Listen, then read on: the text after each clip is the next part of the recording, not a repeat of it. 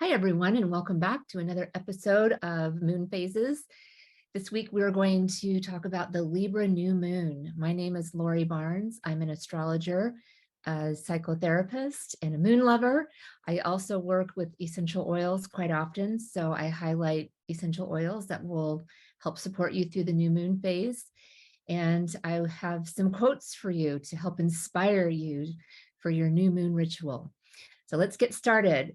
The new moon, the Libra new moon, is this weekend. It's on Sunday. Because it's a new moon, it represents the beginning of a cycle. The new moon is the beginning of a lunar phase cycle. You want to do your new moon intentions, your new moon ritual on the new moon or during the new moon phase. And so it's important to know when that phase starts for you, because if you start before, you're actually working in the prior cycle. And to really get in the rhythm of this new moon cycle, you want to work in the cycle. In the United States, on the West Coast, the new moon on Sunday is going to be at 2:55 p.m. So, think like after 3 o'clock in the afternoon, you can get started on your new moon intentions. And if you're on the West Coast, after 6 p.m., and if you're here in Rome, where I am, after midnight. So it'll happen in the late evening in Rome around 11:51, 11:55 p.m. So you really are going to have the whole weekend to reflect and look back, because we're in the Mercury retrograde now, and that can help you plan for how you're going to do your new moon intentions. But I would definitely recommend that you hold off and you start your intentions and your ritual, or whatever it is that you do for the new moon, until the new moon phase starts on Sunday, depending on where you live. All right, so this is a Libra new moon. It's an equinox. The Libra season and the Aries season always happen at the equinoxes. So they represent the beginning of the seasons, and they also represent the times of the year when it's equal day and equal night. Now, it may not be like equal to the minute. We're a little wobbly. The earth moves on a wobble. But generally speaking, these two times of the year, the equinox times of the year, represent the equal day and the equal night. And I think that is so interesting when we think about the Libra and the Aries axis, right? Because they're opposite signs, they're a pair. And when we talk about the Libra new moon, we're talking about partnership and how we relate to others. And when we talk about the Aries, in 6 months from now, we're talking about the self and focusing on the self. But really, when we think about this pair of signs and this new moon, you really understand one by understanding the other. And I think that when you go through this weekend and we have the Mercury retrograde, and there's just a lot of reasons to reflect backwards, looking backwards, or there's probably things that could be popping up from you from the past. Maybe some unresolved things are coming up, that it's happening at this Libra new moon. We have Mercury retrogrades around 3 times a year, usually 3 times a year, and sometimes 4 if it's spilling over on a new year. We have these reflecting times 3 times a year. Having it during a Libra season is quite interesting, because it's involving relationships, and it's involving looking at the self and others and how well you find that balance point. Some of us do well at keeping a balance and keeping boundaries and being sure that we carve out enough time to take care of ourselves, and we have enough time to invest in our partnerships and our relationships. But there are definitely times when we may go to the extreme one way or the other. And it's important to recognize when we're doing that, to bring ourselves back in balance. And then there's some people who tend to live in the extremes more often than not. And if you're one of those people, then this is a really good time to recognize that and try to identify some obstacles that are keeping you from getting into balance, and to work on that, because of the energies that are coming together at this particular Libra new moon during the Mercury retrograde and the equinox. So the tie-in is the equinox is looking at the equal light and equal dark in the day. So it's like the universe, Mother Nature, is showing us how we can go out into the extremes when we're at the other points, the solstices, when it's either the longest day or the shortest day. And then the equinoxes are when it's equal. So it's like every year we go through this progression where it goes from longest day to shortest day, and in the middle are these equinox days. And so that's what we're having right now, is the equinox, the Libra equinox. We could call it the fall equinox if we're in the northern hemisphere, but if you're in the southern hemisphere, you would call it the spring equinox. And then Libra, which is about focusing on relationships and partnerships and how we relate to others. And the opposite sign is Aries, and that's how we focus on ourselves and take care of ourselves and nurture ourselves. And so that line is about how we balance that. And we don't want to go too much on either extreme and stay there for a long time. Of course, there are moments when we have to go to the extreme. So I'm not talking about, when you jump over to be overly focused on yourself, or you jump over and you're overly focused on someone else. That happens. But when you stay on either extreme, that's when it becomes detrimental to your well-being. And that's what you want to start recognizing, or if you're not already in the process of recognizing that, this is a good time to do that. And because of the retrograde, so that's the third tie-in, is we're in a Mercury retrograde, and the Mercury started going retrograde in Libra, and it goes back to Virgo. And that's going to happen Friday, just before the new moon on Sunday. And so it's kind of like all through September, maybe things were popping up from your past that have to do with a relationship. And it can be different relationships, and it can even look differently from relationship to a relationship. And I'm defining relationship by your partner, your friends, your colleagues, your community, your network, and with yourself. So we do have a relationship with ourselves. So it could be showing up for you that you want to have a better relationship with yourself in terms of, how do I speak to myself, my internal dialogue, how am I holding good boundaries, how am I making sure that I'm taking care of my well-being. All these things are great to think about as we're going into the Libra new moon on Sunday. The theme that I'm using for this new moon is reframe and reflect for balance. Because really, if there is one word that I could use to describe this Libra new moon, it's balance. If we talk about Libra and balance, which is one of its key words, there's the scales, right? I'm a Libra, so I really relate to this Libran concept of constantly weighing things, right? Where the scales, there's this sometimes misconception that Libras are very balanced. And I'm not saying that we're not balanced, but what I'm saying is that we are constantly trying to find balance. It is impossible to live your life always in balance at that middle point. And so don't even try for that perfection. And Virgo is the sign of perfection, and Mercury is going to retrograde from Libra back into Virgo. So a caution there, kind of little side note there, is that as things come up and you're recognizing what this retrograde is about for you, and you're looking back and you're readjusting and realigning and reframing things, that when Mercury goes backwards into Virgo, there may be this desire to make it perfect. And it's not about perfection. It is about finding a balance that is more central. You'll still be kind of going back and forth, but what you want to start getting away from is the extremes, where you go too far in one direction or too far in the other direction, and you get stuck there. So Libra Aries is self and others. So the extreme ends are selfishness and selflessness, and neither of them are good for your well-being if you end up staying there for a long time. It is absolutely positively healthy if you have to go there every now and then, right? Like something happens, get a new job offer, or you have had some sort of surgery, or you just graduated from college and you need to just take some space and focus on yourself, and you go to that extreme end and you say to everyone, I'm taking a week just for me, I'm going to the spa, I'm relaxing, and I'm not going to work, and I'm not going to talk to anyone, I'm going offline. That's okay. That's going to the extreme on purpose, intentional, and knowing that you're going to bring it back to balance.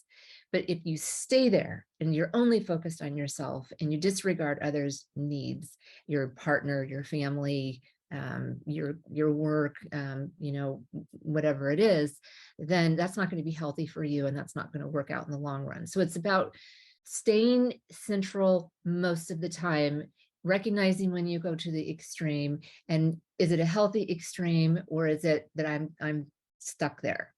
Now, the opposite side is selflessness, and that's when you're overly focused on others.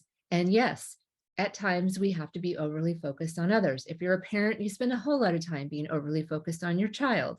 That's okay. That's what you have to do as a parent. When it's unhealthy is when you're constantly doing something to please your partner and you're not getting your own needs met. You are kind of like a martyr, you could say, when it's always about caregiving to other people at the expense of yourself, at the expense of your time, at the expense of your well-being, at the expense of your health, at the expense of chasing your own dreams, your own wants, and your own desires. So every now and then you might have to go to that end. Your partner might need some extra support and you have to take care of everything for a while. But if it goes on indefinitely, that's not going to be healthy for you. So it's recognizing, am I at this extreme end intentionally, purposely? Is it healthy? Is there an end in sight? And I know when I'm going to bring it back, or am I stuck there? And if you're stuck there, this weekend is about recognizing it, reframing what needs to be reframed, realign what needs to be realigned, readjust what needs to be readjusted.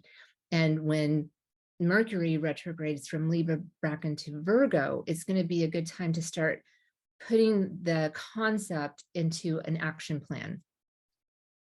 And especially, I'm talking about as it relates to past issues, past events, past situations.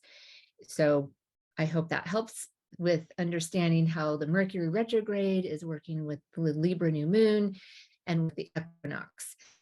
Now, there are a couple of other things going on to be aware of.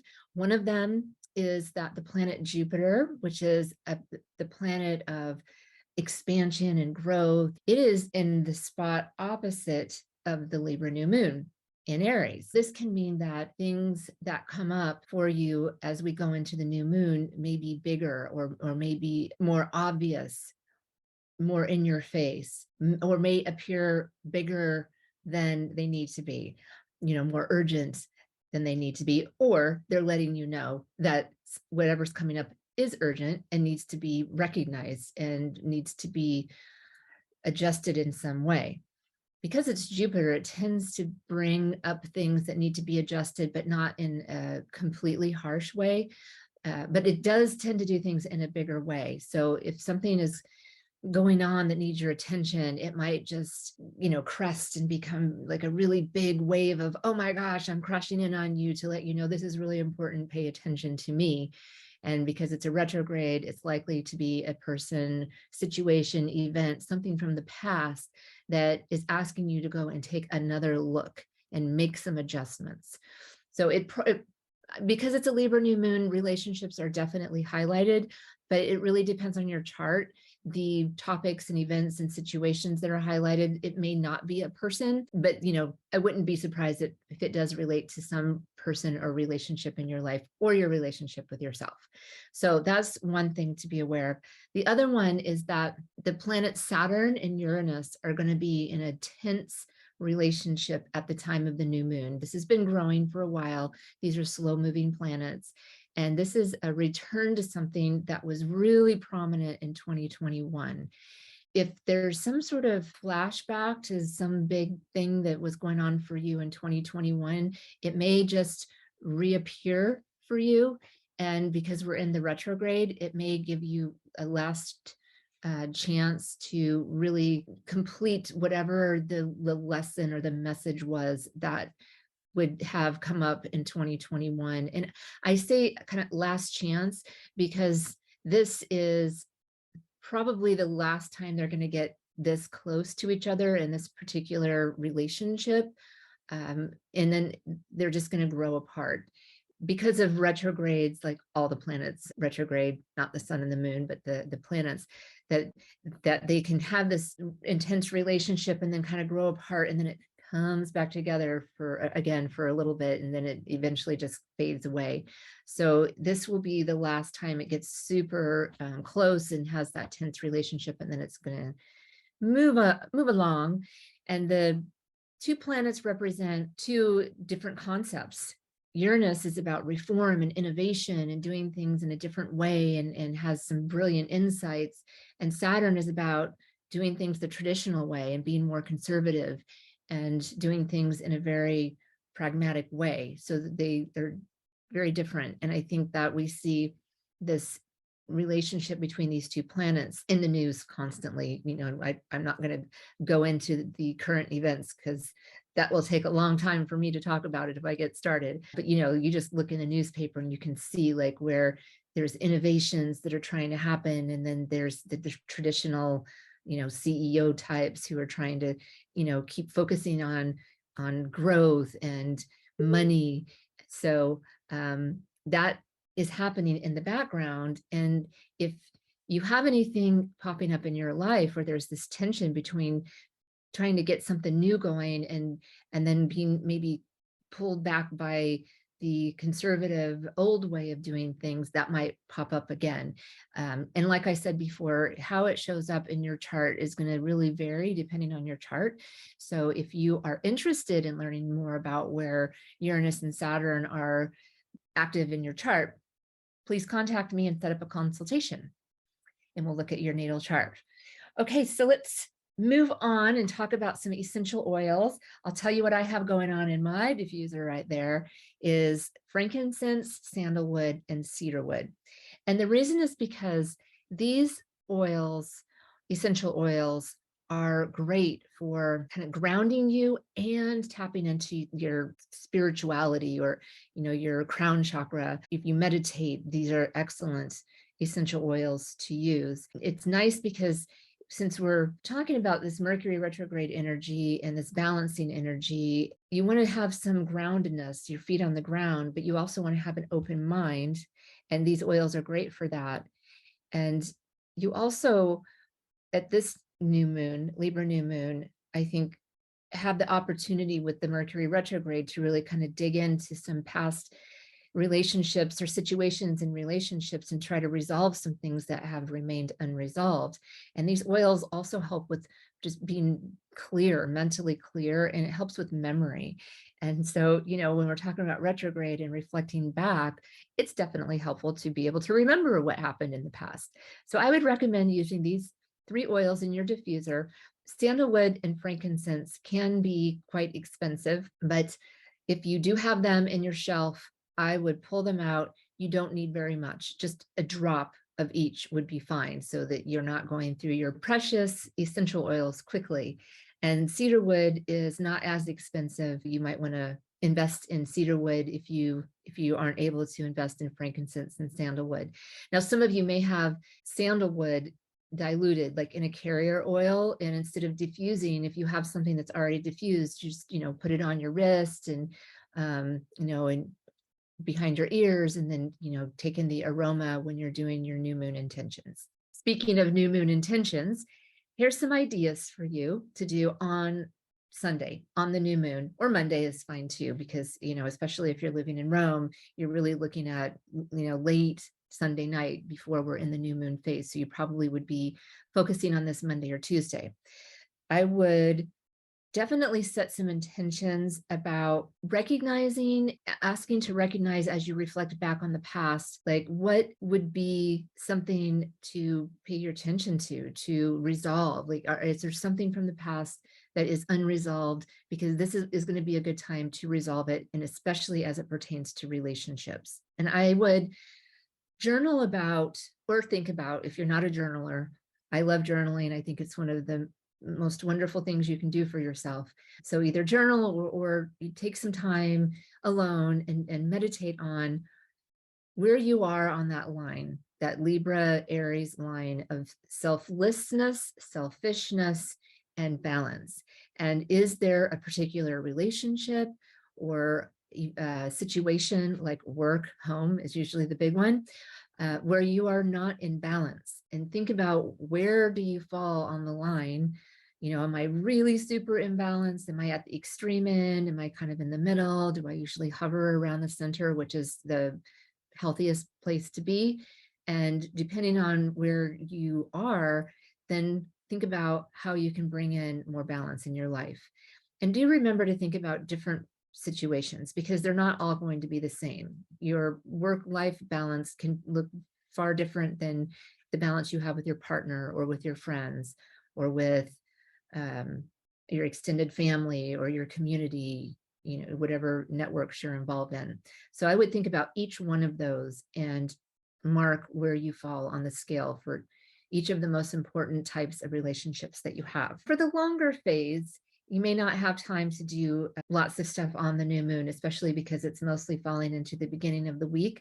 So here are just some ideas that you can do over the 2-week phase, Libra new moon phase, leading up to the next full moon. So one is to restart an unfinished conversation.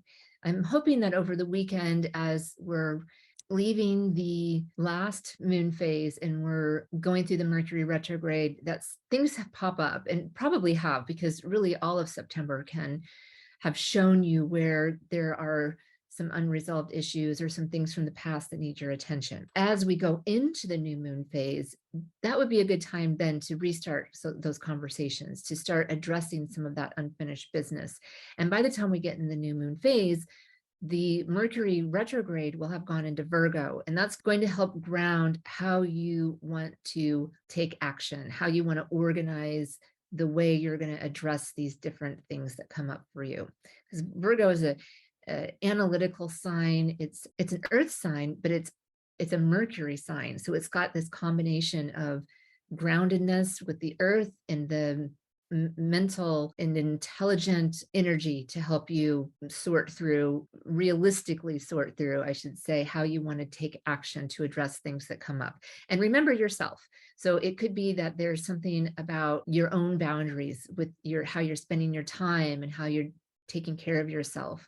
And those things could be in need of adjustment. It doesn't necessarily have to be with someone else or another place, like with your work or where you volunteer or with your friends, your networks, any groups that you're involved in. Libra is a social sign. It certainly could be a good time to do some socializing. I think that as opposed to probably previous Libra new moons in previous years and probably future years, I might be more prone to say socialize, socialize, socialize.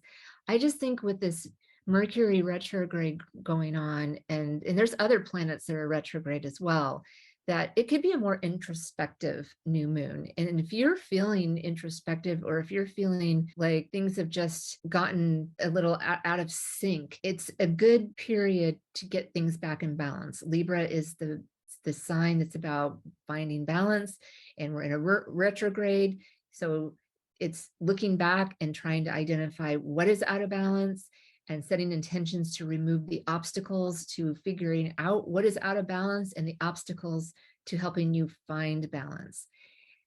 That is what I would focus on. And I'm not going to give you a whole bunch of other things because I really think that would be the best thing to do. However, if you do feel the social bug, by all means, get out there, reach out to friends. It is a retrograde. You might want to reach out to long lost friends who you adore and haven't talked to in a long time. Reach out, say hello.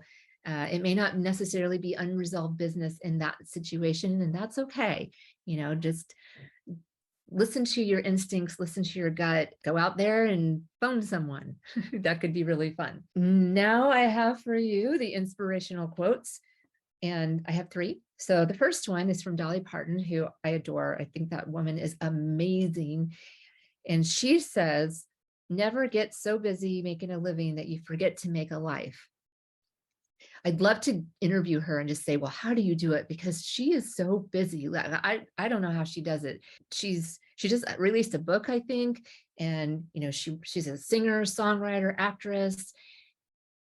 But I love her quote. So never get so busy making a living that you forget to make a life. It's all about the balance.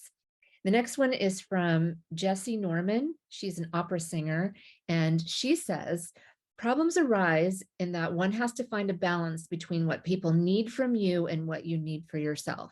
So that's going to that line again, that, where do I fall on selfishness, selflessness, and hopefully you find that you're hanging out around the center. You might constantly be going back and forth trying to get into the center, knowing that you're not going to stay there, that it's not possible to get central and never move again.